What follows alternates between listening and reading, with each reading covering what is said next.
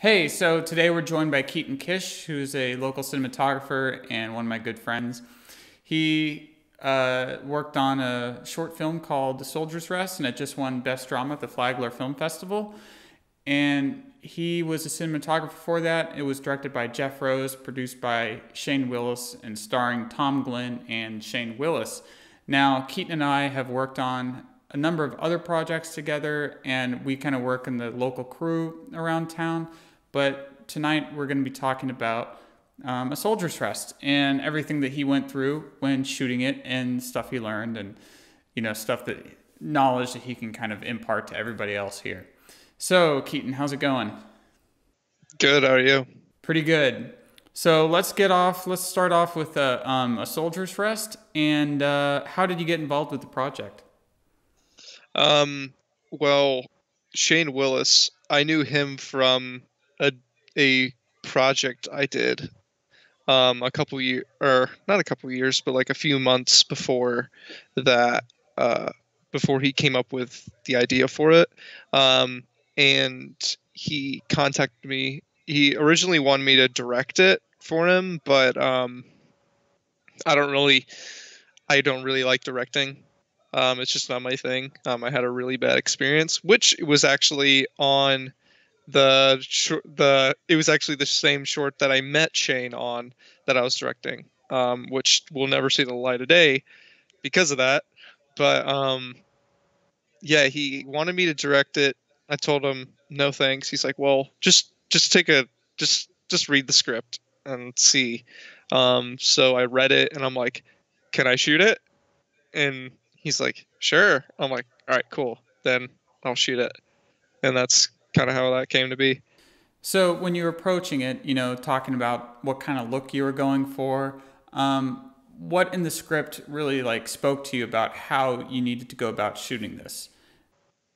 Really, it was just the dark subject matter of the story. It's really focused on PTSD and the experiences that a veteran has um, outside of the war.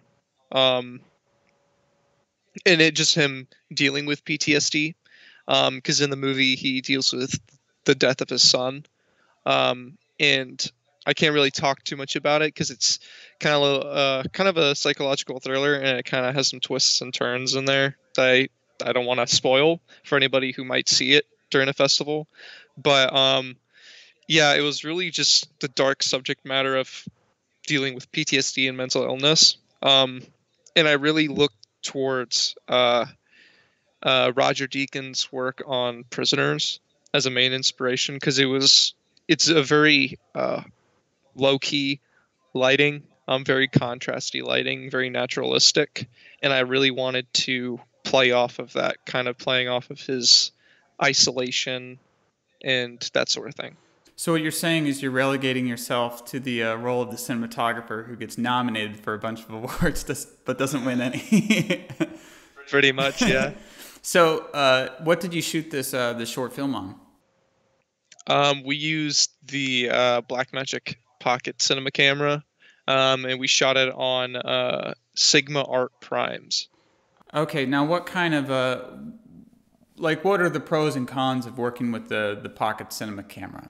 Well, the biggest two problems with the camera is that it sucks in low light. The native ISO, if I remember correctly, is 400, and it only goes up to 1600 ISO, and 800 and 1600 are pretty much unusable. 1600 being completely unusable, with 18 or sorry, 800 being kind of usable depending on the situation, um, which made it a real pain in the ass trying to light it because it was trying we were trying to play off of practicals the whole entire time, and making it doing that really uh, low key lighting was a absolute nightmare. And the fact that the batteries only last about 30 minutes a piece on it. Luckily, my friend had he kind of DIY'd his own battery solution that made it last about like 7 hours per battery he had set up, so that was pretty much a lifesaver. And we basically used that for the whole shoot. Yeah, so obviously I've seen the short, and after the festival run, many of the viewers will probably be able to see the short as well. And it is a very dark movie, and a lot of it is interior, which means that using a camera where the native ISO is 400 means you really have to bump up the light, because a lot of modern digital cameras at least have ISOs around 800, 850. So you have to have a lot more light, and you said you were using mostly practicals. Now, what do you mean by that? What do you mean by using mostly practicals? So basically, a practical is like something that's part of the set design. So like a lamp that's on, that would be considered practical lighting, because it's something that's already, the audience sees it and recognizes, oh, that's where the light is coming from. And for A Soldier's Rest, for example, we had these lights hanging down over the counter that most of the interaction uh, plays off of. So, you know, I just decided, well, let's just use that. Let's just play with a few different bulbs and see which one we like. What gives me the nice texture that I'm looking for. And yeah, that's basically what we did for the majority of it. A lot of it is mostly like just from a single source. There's not like a whole lot of layers to it. Um, it's basically just one light source per scene, and I kind of kept it that way on purpose. So, with these characters who are very dark, is that the reason why you used one light source? You wanted that more contrasty, noirish feel to it. What about the characters really sort of made you want to take this darker approach? Mainly, it was Shane's character. The character he played is the one that suffers from PTSD and mental illness, and I felt that the way to really evoke that sense of isolation that he's put himself into was to, have a very dark environment. In the house, we just shut all the blinds, turned off all the lights except that one, um, the two hanging lights over the counter. And we kind of, the way I kind of thought about it, and the way I kind of conveyed it to Jeff, our director, was, you know, he's kind of set up this situation for his friend. So, since you were dealing with very low light, you probably were also shooting in a low aperture, a low f-stop, right? So that would make the depth of field shallow and just sort of enhance that whole feeling of isolation. Yeah, we shot, I think, I can't remember exactly what f-stop we were shooting at, because it kind of varied depending on where we were. Um, Usually when you're working with very low budget, not a lot of equipment, especially on like short films and stuff like that, you don't really have the ability to just say, "Hey, I want to shoot at a 5.6 the whole film," you know, Yeah. because you don't have all the equipment in the world. So there's moments where you just would be like, "Well, I gotta just adjust my aperture to do this." Oh well. Yeah, sure. Yeah, I mean, because you're sort of working against everything. You're not having everything work for you in most Yeah, cases. exactly. Yeah. And I mean, like when you get to this higher level budget stuff, for anybody who doesn't really anybody who wouldn't really understand why you would do that, there's a couple different reasons.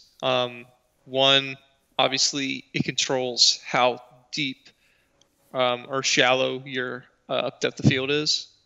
Um, and it can also help control your contrast and fall off. Um, so like at a 5.6, and you're trying to push a light to make it brighter, it's not going to make as much of a difference as being at an f-stop of like 1.4 and changing, because at the more wide open you are, um, the more, or I should say, let me try to phrase that, um, the more sensitive your image becomes to very small light variations. Yeah, sure. It would make sense because there's, the everything's a bit more opened up. Yeah. So, how long did it take you to shoot this? Oh shit. I think I think I got there at like 7 o'clock in the morning, if I remember correctly, and then we shot until 1 o'clock in the morning. It's a long day. Very, very long. And it's not uncommon in this industry either. No, especially when you're like, uh, when shit doesn't go right and you're trying to improvise. That happened a lot during it, which is it's pretty commonplace And on how? low budget productions. And sorry to interrupt, but how big was the crew? I think it was me, Shane, Tom, our other actor, Jeff, my friend Daniel, who was kind of doing double duty as my AC and my grip. Another guy, Paulie, who did some stunt work, which was actually pretty funny. I'll talk about that in a minute. Okay. Oh, I know Paulie. Yeah, I like him. Yeah, Paulie's pretty cool. Yeah. We had Bob Constance doing some special effects stuff, um, which I can't really reveal what. Um, and I think that's it. So it was very, very small. How I look at these short films is like you don't get paid, but you can really make the most out of them by doing something that you don't normally do. So say you haven't, AC'd before. Well, if you AC on a short film, there's really, you don't have a lot of pressure on you because you're not getting paid. Like, what are they going to do? The most they can really do is tell you to leave the set or to do a different job.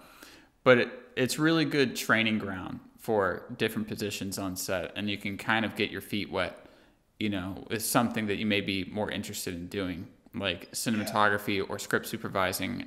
Typically when I do short films, when I work crew on different people's short films, I try to do different positions each time so that I learn something about the set and how it works. And Yeah, that's what I did. Like when I was starting out, I thought I wanted to direct. Um, I took a internship with a local production company, and he had me, do all the different positions. He had me produce, edit, direct, write, everything you can imagine. And I kind of started liking directing. And then I think it was directly after that I got asked to do another project for somebody, and that turned into a giant fucking fiasco. And I'm like, fuck that noise. I ain't directing. yeah. So then I'm like trying to figure out, what else am I interested in? And I always was fascinated by cameras, but I didn't know anything about lighting.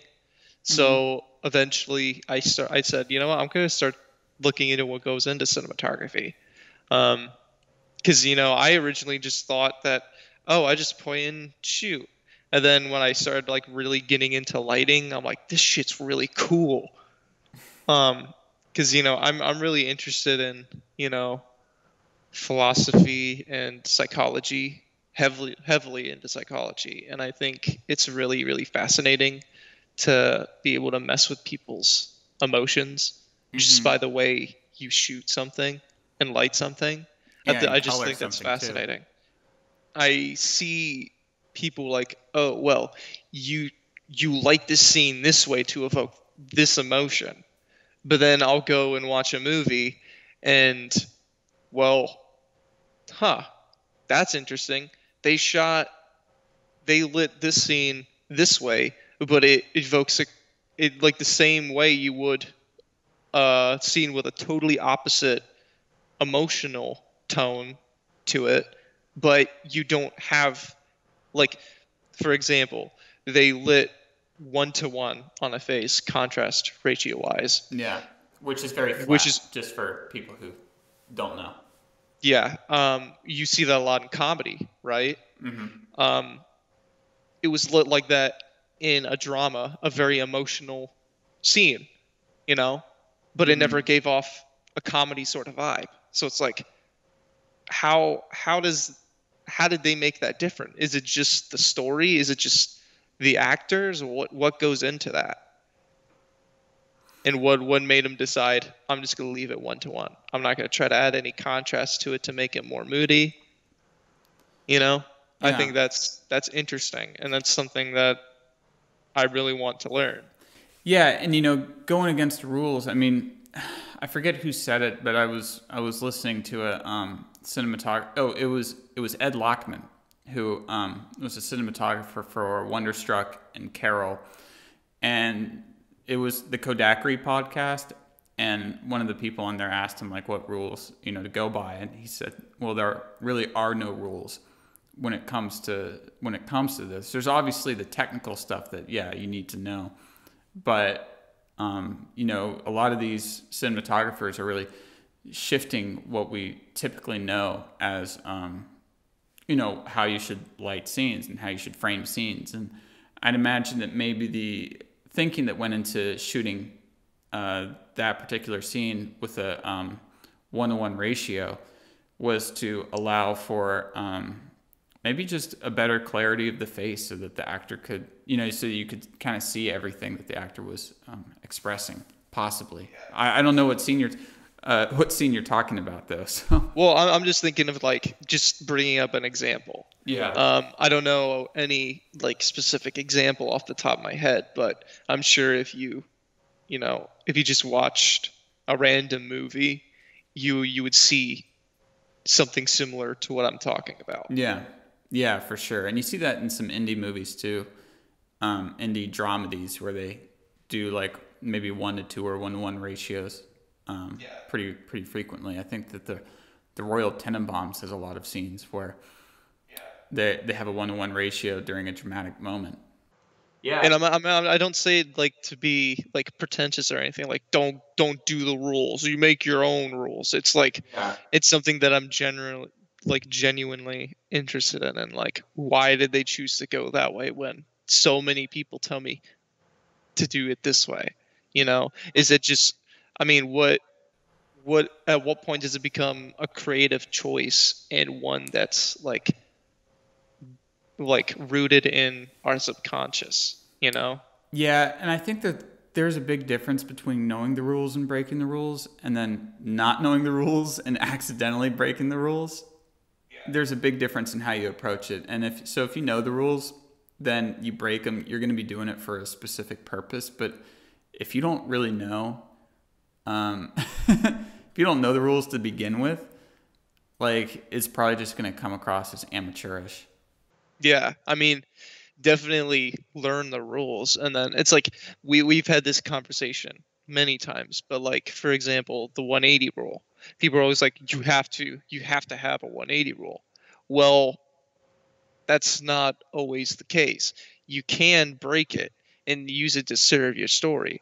Like I've done a short film um, that was purely an experiment to light in all natural light and um, to experiment with breaking the 180 rule to enhance the story. Because at that time, I was studying a lot of Bradford Young's work, and I noticed he did it a lot. And he did it at certain beats within conversations, much to like what David Fincher does when with his beats and different angles he uses during his conversations. Um, and I think it's a very powerful tool to break it. I don't think, you know, the 180 rule was originally established to come up with some type of cohesion when, you know, motion picture cameras were first starting to be created. Like when it was first starting to become a format and nobody really understood it. It was just a way that, oh, It's like it makes it like you're on one side of a stage looking at the actors. yeah, exactly. It wasn't there to, I mean, it was just implemented there as a way to, oh, this is an easy way for audiences to know where they are in this space, you know? And people have just, like, people who just haven't really given it much thought, um, just use it as, oh, I don't really have to think about it. I have to have a 180 so people can use it or can understand the space. Well, audiences have started to now, they're able to really figure out the spaces that, like where they are in that space without necessarily having a 180 established. Yeah, I mean, if the mainstream audiences can keep up with a Michael Bay movie, then I think they can keep up with just about anything. So, as a cinematographer, obviously, you're just really starting off as a cinematographer. But what's the cinematographer's job in post? I know that like your experience is going to be different than a lot of experiences, because I know that some cinematographers are heavily involved in post production and some just kind of peace out when they call wrap. So what's your take on it?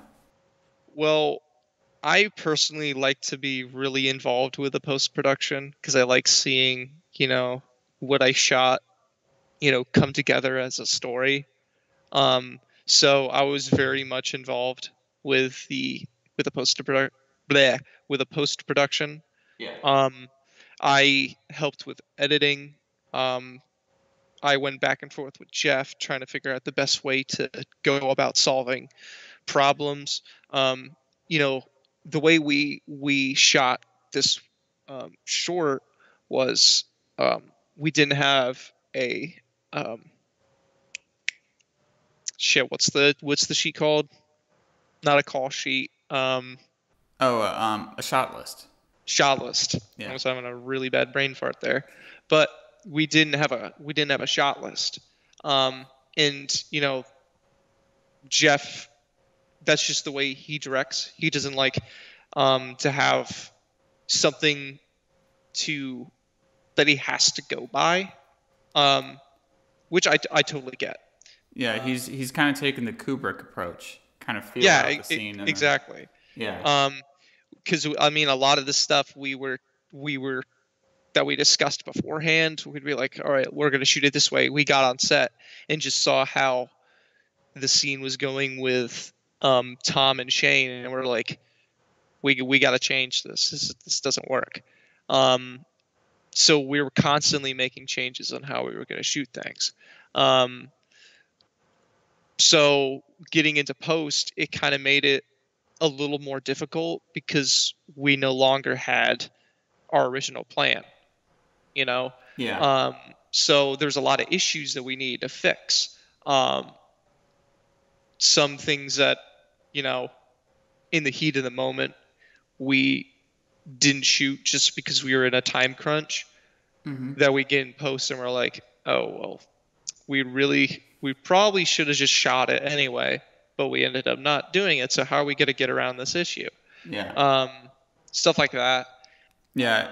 I mean, it's always better to overshoot than undershoot, Yeah. Yeah. And that's what we tried to do. But, we shot we shot from like 7 to 1 o'clock in the morning. So we went quite over the original wrap time. Yeah. Which happens. Which happens a lot. But everybody was down to do it, which I think was, it said a lot about what we were making. Yeah, and it helps too that it was like one day. I mean, because pulling a 18-hour day isn't actually that bad. It's doing that 5 times in a row in 1 week. Yeah, no, I would have said, you know what, this is a little bit too much. At that point. Yeah. But yeah, it was just like a one day shoot, and we all decided like we're not coming back to do a second day. Yeah, So you're just gonna let's finish just it. say fuck it. Let's just knock everything out. Yeah. This one night. Um, so yeah, we had to do that in post. That was a little bit of time, and then we had some audio issues that we need to find out because we got rid of some furniture in there, and because it's his house is tile and hardwood floors, the sound just echoed everywhere. Oh yeah. So we were having some pretty bad reverb. We had a couple minor what you would think would be minor issues on set come up to be like really bad problems. Yeah. I mean that's just something that always happens, you know, like if you on set you could think, that's not that big of a deal, but man, those small deals become huge in post. Yeah, exactly. um I think, I mean, the sound isn't perfect, but I think we got it to a good point. What's it like having a short film play the festival circuit? um it feels pretty cool, but it's also absolutely terrifying. You want to tell them the story of how we went down to Tampa? Yeah, so there's this festival called Tampa Bay Underground that we got accepted into. So Shane, you and I Yeah. went down to Tampa to go see it. And Shane had already been to a couple different festivals that we were screening at, um, to support the film. And this was the first time I'd ever really been to a festival. And this is like the first film I've ever had shown in a festival. Yeah. So getting there, we're in like this little local theater, um, with these little. It was a very bizarre looking theater. Yeah, and it was in like not quite a strip mall, but you know, it's like, what was it, Publix? You know, it's one of those things where there's a grocery store and there's kind of like an outgrowth of like little stores. Yeah, It was yeah. across It, the it was street from a it was kind Buffalo of in a Wild weird Wings, spot. or we got dinner at the Buffalo Wild Wings. Yeah, we got dinner at Yeah, the Buffalo Wild Wings and across the street. yeah, Um, a lot of these festivals, you know, they're not like as fancy as people. I mean, they're not quite all Sundance or something, you know. yeah, no, it wasn't. Wasn't anything like to write home about through like, if nothing like South by Southwest or something like that. Yeah. Just a very local, there to have a good time. Nothing really fancy. Um, but whew, sitting in that theater and watching everybody judge your film, oh my God. Oh yeah. Oh man, I remember you sit next to me and just sinking into your seat and squirming. Oh yeah. Tom was commenting for status updates, and I was like, he's squirming real bad. You know, just seeing it, I'd imagine seeing it projected on the big screen is just a whole different experience, even though you've seen the movie about 1,000,000,000,000 times. Oh yeah, it's completely different. Yeah. It's really like I notice more Yeah. things, um, the more mistakes that I'm not going to talk about. Yeah. 'Cause Oh yeah, don't talk about mistakes. never This is for talk about mistakes. problems. Because nobody makes mistakes in film.